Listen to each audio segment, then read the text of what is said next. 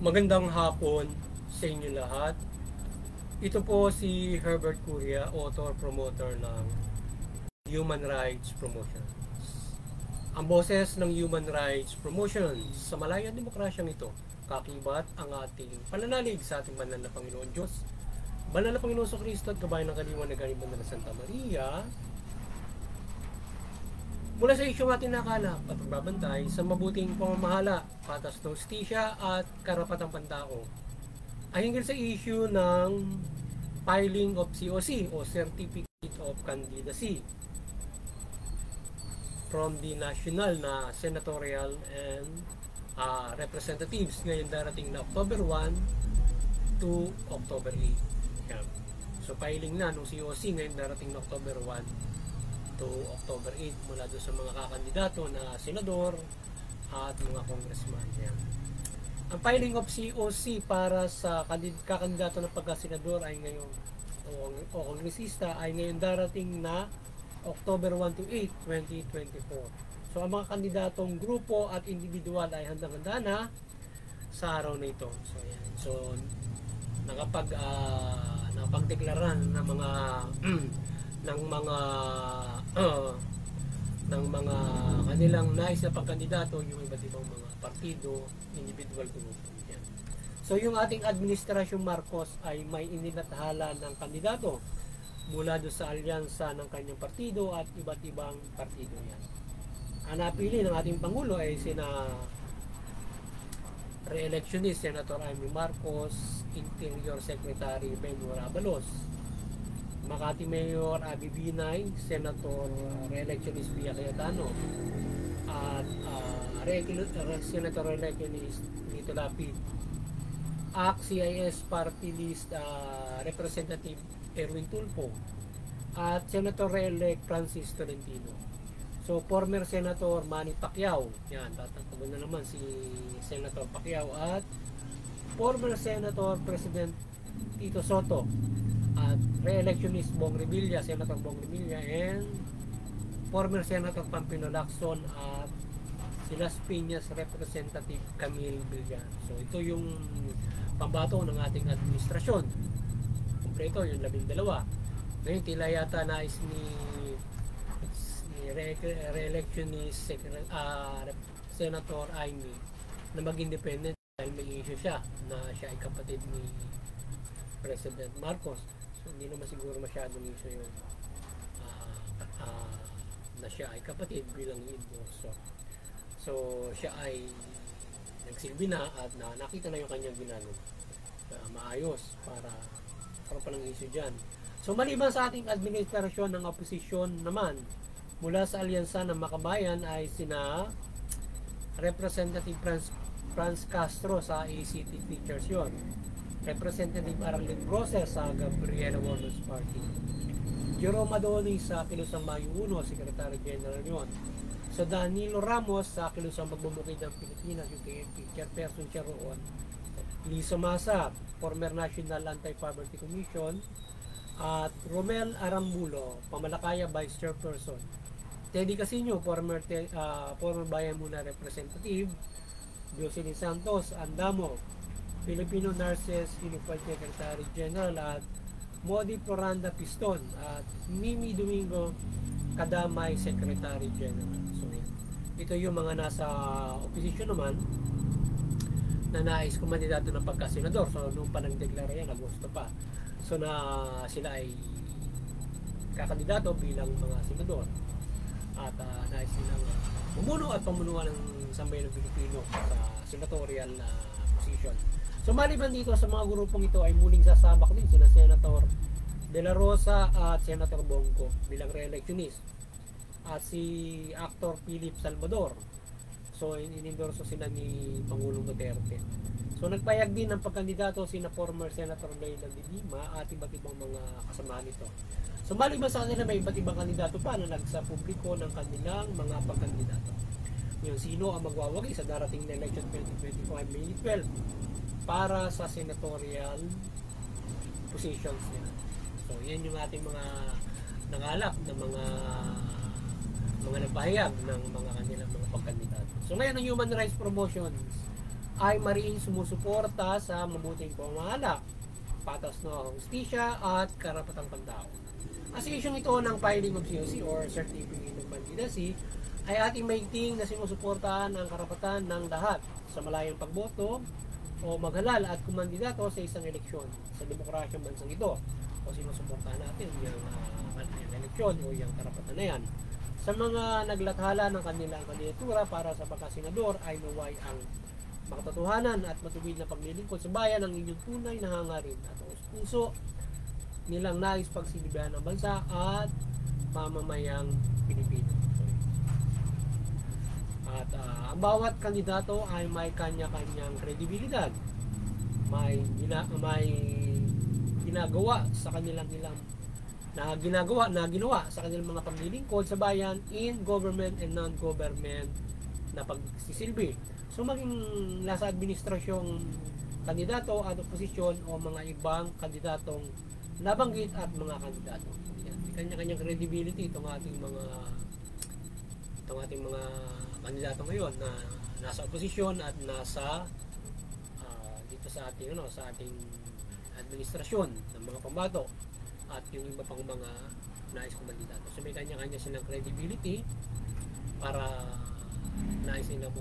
So kaya tayo ay nawataos puso nilang paglingkuran ng lipunan Pilipino sa kanilang nahangarin at magwagi yung karapat-dapat at piliin na lipunan Pilipino yung dapat na iluklok natin sa Senado, Kongreso o hanggang sa lokal na pamahalaan para mamuno sa atin at maglingkod ng lubos upang patas na mapagsilbihan tayo dito sa ating mula dito sa ating biyaya ng ating banal na Panginoon Diyos at kayusan at iba't ibang pang mga paglilingkod ng ating pamahalaan o mandato nito. So ang ating boses sa taong bayan ay piliin ang nasuporta doon sa karapatang pantao at patas ng hustisya. Yan. Kailangan nasuporta sa human rights at equal justice yung piliin natin. Yan ang ating hikayat sa mga Pilipino at nagtataguyod ng mabuting pamamahala. Ang karapatang pantao ay mahalaga na itinataguyod ng mga naglilingkod sa pamahalaan upang ang bawat Pilipino ay mamuhay ayon sa karapatan at ang patas ng hustisya ay tinatamasa rin at hindi naagrabyado, naapi sa legal na usapin o pamamalakad ng pamahalaan ng ating lipunan. So yan. So dapat ay yung ating iluluklok sa posisyon ay tunay na kumikilala sa demokrasya mula sa pagsuporta ng karapatang pantao. Basically, at yan ay kumikilala sa international na pagpapairal ng karapatang pantao. So, na tanggap nila ang ating pakikilahok sa UN na tayo ay nakikisa sa karapatang pantao at bilang demokrasyang bansa. So, dapat nagpapairal ng karapatang pantao ang bawat mamumuno na dapat natin pipiliin. Pangalawa, nagpapairal sila ng patas ng hustisya. So, yan. Fair justice sa kayusan, sa legal o pamumuno o politika ng ating gobyerno sa pamamahala dapat sa good governance, fair justice and human rights ang pangunahin na kanilang tinutugon o pangunahing basehan ng kanilang pagsiservisyo sa taong bayan o pagpapaunlad at paglilingkod ng kapatid nila.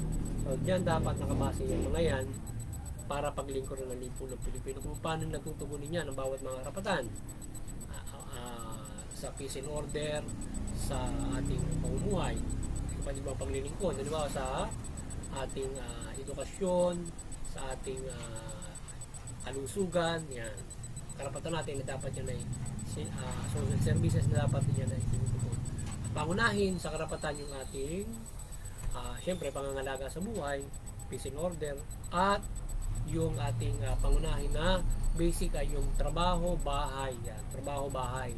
So dapat yan, dalawa na yan ay pangunahin na tinutugon ng pamahalaan. So walang tao dapat o walang Pilipino na walang bahay at walang trabaho. Dapat meron. So everybody, dahil kailangan natin ng bahay at ng trabaho, pangunahin yan.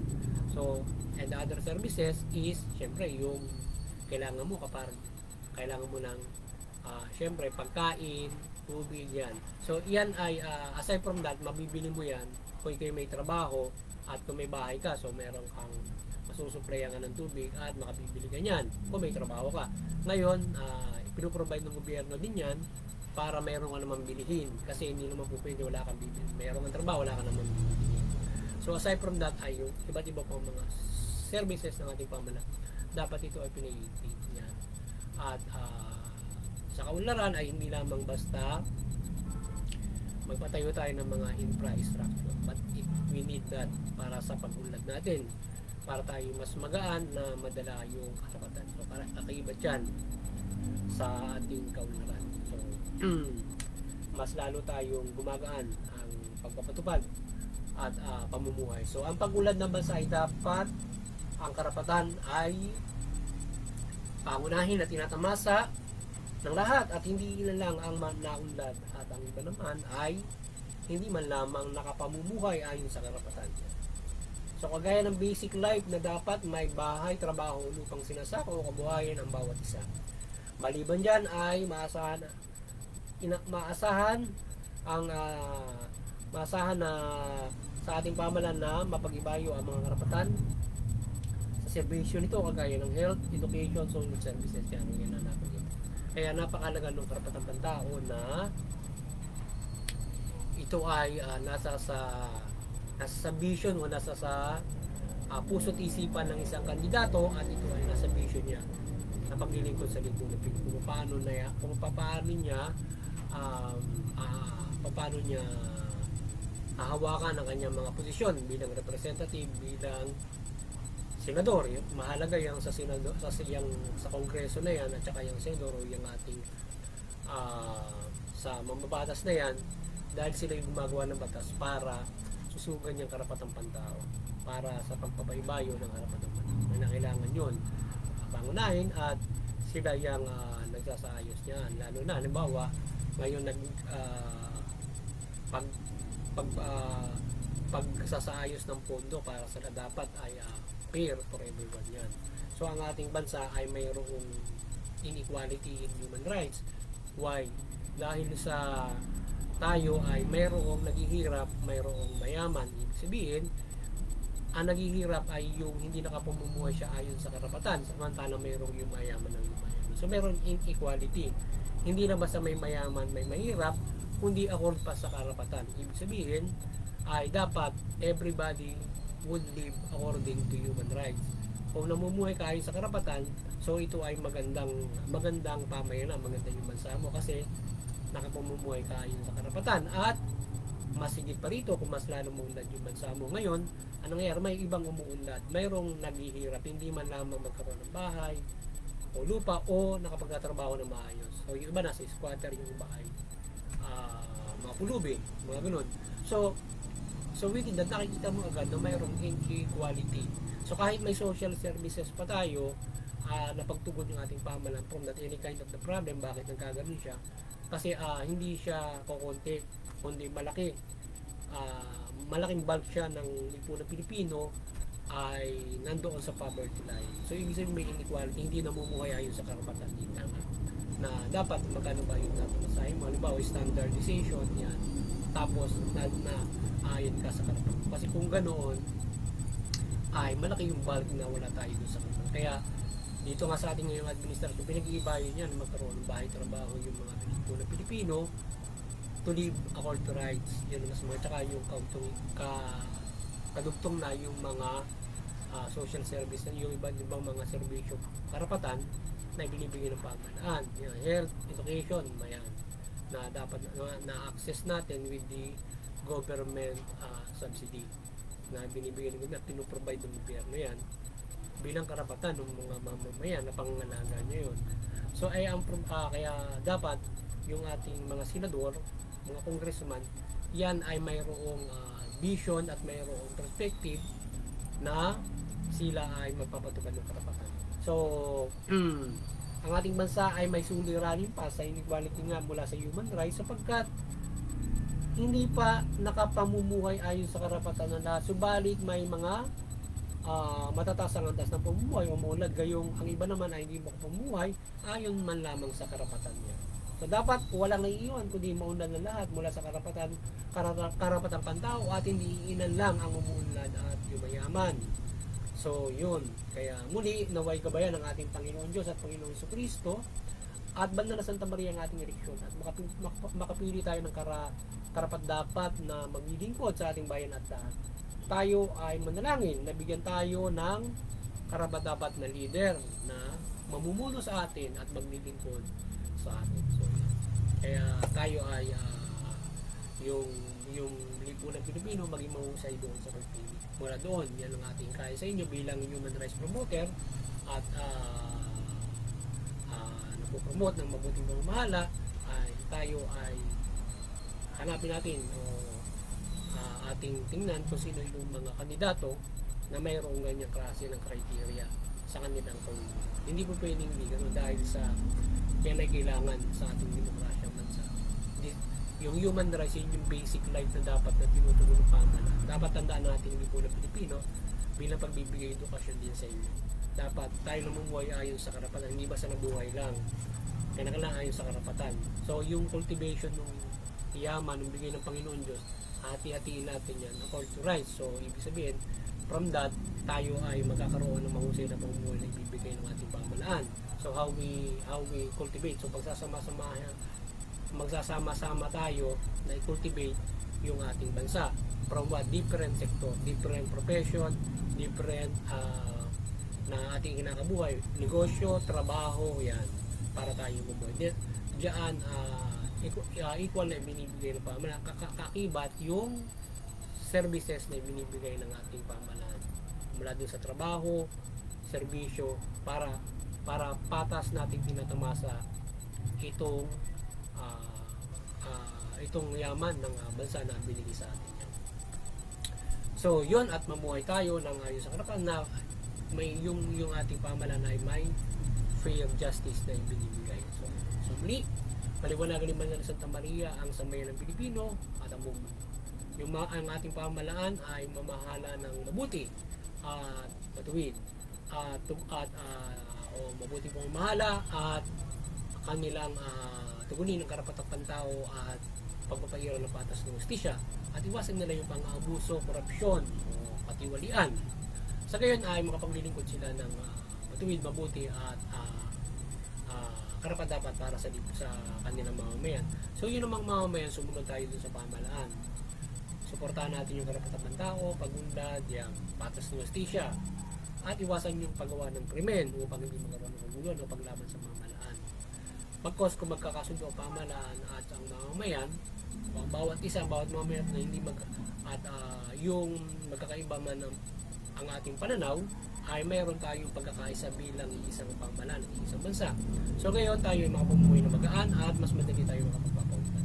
Ngayon ay higit sa lahat ay tayo ay makapaglilingkod sa ating banal na Panginoon Diyos o tayo ay nananampalataya ng magaan kung tayo ay namumuhay sa karapatan. So yun, muli magandang hapon sa inyong lahat at nawa ay nakapagsabuhay naman ang human rights promotion sa linggong ito hingil sa karapatang pantao mula dito sa isyong ito na ating tinuyan yung ating karapatan sa eleksyon o demokrasya na mayroon tayong pagpili ng ating mga kandidato. So yan, magandang hapon sa inyong lahat at God bless you.